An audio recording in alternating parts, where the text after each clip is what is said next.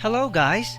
Since Halloween is coming near, it's a good time to hear some scary stories. Whether you believe it or not, it's tough not to get scared when you're alone and you hear something bump in the night or even hear a faint voice. The stories below will freak you out, so it's best to read these with someone, preferably a friend and not a stranger that decided to creep up behind you. Before we start, please make sure to subscribe to Starface Productions and hit the bell icon for more creepy updates in the future. Also, press the thumbs up button if you love our video. These criminals of Reddit share paranormal encounters they've experienced while doing the deed. Slow down. Fast car coming. Vondrehle. I don't know about crime, but I was once doing about 85 on a barren backcountry road in an old Cadillac when the interior light suddenly came on and turned off again. I slowed down to check for an open door when I came around a turn and found a broken down car in the middle of the lane with the lights off. Swerving in a 77 Cadillac is no mean feat, and had I not slowed down I would have never had time to avoid a collision. Both doors were in fact closed, and it never happened again. A mysterious voice. adaminc. Over a couple of weeks one summer, I and some friends, all middle school grades 7 to 8, snuck into a nearby school at night and just looked around, nothing damaging. Ate candy out of desks, ate ice cream out of the teacher's lounge, wrote notes to teachers and hid them in desks. The first night we went in, I was going to go into the library, had the door open, but a friend said, "No, don't." He claimed it wasn't him who said it though, so we didn't go in. After that night, the library doors were locked, so we couldn't go in even though we wanted to. Then one night about 9 days later, our entrance, the rooftop hatch, was locked and we couldn't get in anymore. The very next night, some guys got busted after climbing in through the library windows. It seems they had motion detectors inside the library, pointing away from the door we would have entered into the main area connected to a silent alarm. We would have been busted, if not for whoever said those words. All-seeing lady. I used to steal things. So I used to work as a security guard at a large office building. I often stole things like computers, desks, chairs, etc. from the offices. I was very careful and never took anything during my shift. There were only cameras in the lobby and on the outside of the building, not in any tenant spaces. One day I found a wallet on a desk and it had a few $100s. I took the money and left the wallet. I wasn't on that night. No one saw me enter or leave the building, and I wasn't on any camera.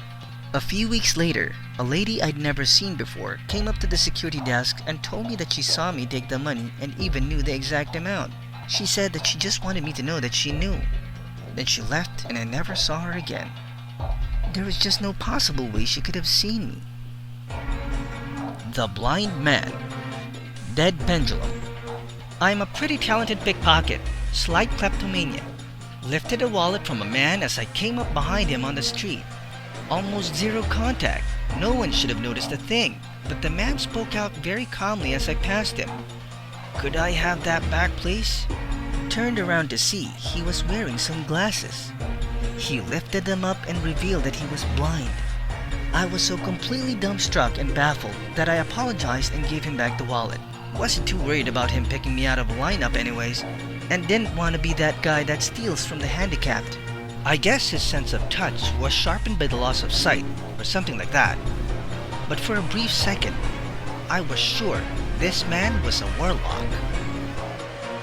Evicted. YeremyV. I remember a creepy story with a similar theme like this. A guy was talking about how he'd squat in a house that had been put on the market. He had a key to get in because he knew the owners, and he'd sleep and shower there after work. He talked about how one night while he slept, the phone started ringing. He couldn't figure out where it was coming from, and when he saw police cars pull up in the driveway, he hid while they scanned the windows and doors and then booked it after they left. He later came back and said that the locks had been changed. He looked at the whole thing like the house was warning him he'd be kicked out. Oh Grandma, LudovicoSpecs. This one night I was boosting some silverware from this old lady's house. She was home, but old people are pretty deaf and damn slow, so I didn't give a shit. I hear this strange sound coming from the room where she's watching TV. volume way loud, Grandma. So I go look and she's like having a seizure or some shit. I might be a thief, but I'm not a so I call 911. They answer. I don't know what to say. Hi, I was just robbing this old lady's house and she's having a seizure. So I freeze and say nothing. I wait with her, but she stops seizing and then I hear sirens. So I hide in her tiny front hall closet with the folding doors and shutters. Before the EMTs arrive, she stops seizing. So by the time they get to her door, she seems fine, except confused why they're at her house. They make a nice, apologize, and leave. As soon as they're gone, she starts seizing again. So I call 911 again, just in case. Really don't want a dead lady in my conscience. Same thing. Sirens, she stops seizing, answers the door. It's like a comedy at this point, with me hiding in the closet, the bad guy with a heart of gold, but I'm not about to pop out and say, but she was having a seizure. So they leave. Just as they drive away with her waving an old lady goodbye, she falls down and starts seizing again. Now, it's just sad funny. Gotta call 911 again for Grandma, but this time, I'm thinking about leaving a note or something, because I do want to get the f*** out of there. I call, wait for the sirens. Then she stops breathing.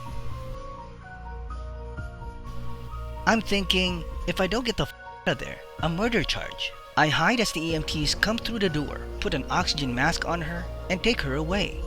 By this point, my adrenaline is through the roof and f*** it all.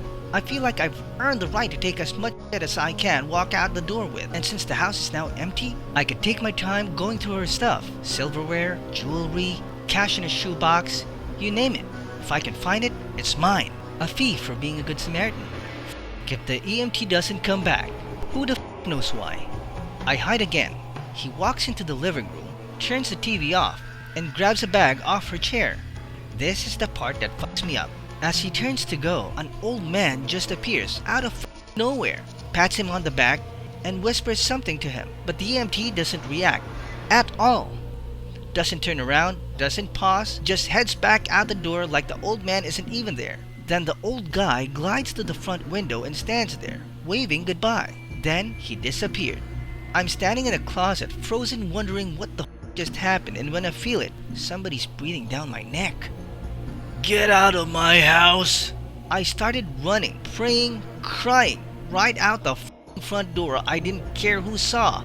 I ran like a To this day, whenever someone says he's scared straight, I try not to remember the sound of that old man's voice.